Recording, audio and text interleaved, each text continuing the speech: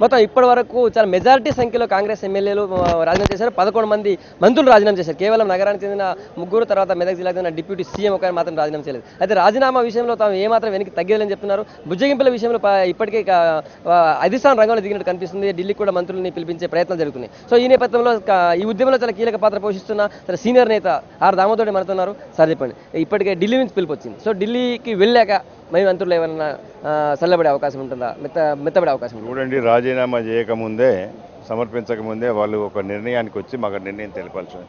రాజీనామా చేసిన తర్వాత ప్రత్యేక తెలంగాణ రాష్ట్రం తప్ప ఇంకోటి వేరే విధంగా ఆలోచన ఎవరికీ లేదు.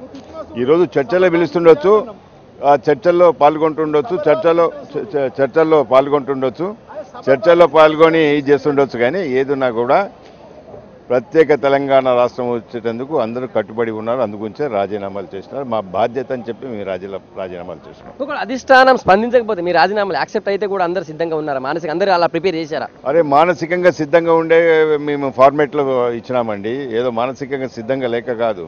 ఇది ఎవరో మా మీద ఒత్తిడి తీసుకొస్తే కాదు, ఎవరో చెప్తే కాదు. కొంతమంది చెప్తున్నారు టీఆర్ఎస్ ఒత్తిడో, జాక్ ఒత్తిడో అని. మాకేం అవసరం ఉందండి? మా నిర్ణయం మాది, అది మా బాధ్యత అని చెప్పి మేము చేసినాం తప్ప వేరే విధంగా కాదు. ప్రతి ఒక్కరు కూడా మనస్ఫూర్తికంగా ప్రత్యేక తెలంగాణ రాష్ట్రాన్ని కోరుతున్నారు.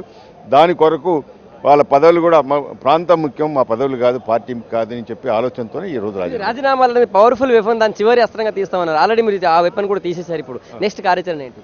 తర్వాత కూర్చొని మాట్లాడతామండి. దాని మీద ఏ విధంగా హైకమాండ్ స్పందిస్తూ చూస్తున్నాం. చర్చలు పిలుస్తున్నారు, పార్లమెంటు మెంబర్స్తో చర్చలు పిలుస్తున్నారు.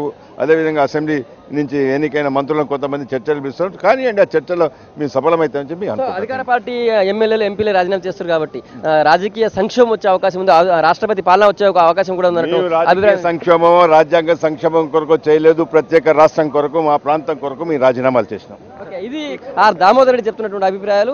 తాము ప్రత్యేక తెలంగాణ కావాలి తప్ప రాజకీయ సంక్షోభం వచ్చిన రాష్ట్రపతి పాలన సంబంధం లేదు, తెలంగాణ టార్గెట్ గానే రాజీనామా చేశామని చెప్పి ఆయన చెప్తున్నారు. ఆ విషయంలో వెనక్కి తగ్గేది లేదన్నది కాంగ్రెస్ తెలంగాణ వాదుల అభిప్రాయంగా ఆయన అంటున్నారు.